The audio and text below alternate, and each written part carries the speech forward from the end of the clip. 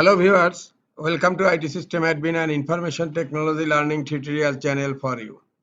Today in this tutorial I am going to show you how to show or hide file name extensions on Windows 10 computer. Sometimes it becomes very important for you, so don't forget to watch full video. To show or hide file name extensions on Windows 10 computer, open your File Explorer and click on View tab. Here you will find an option file name extensions. By default it's not showing, it's hidden. Just click here to show file name extensions. Look, now all file name extensions are showing.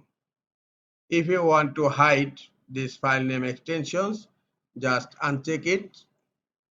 Look, all file name extensions are hidden right now. This is all for today. Hope this tutorial is helpful for you. Keep watching for next tutorial. Thank you very much.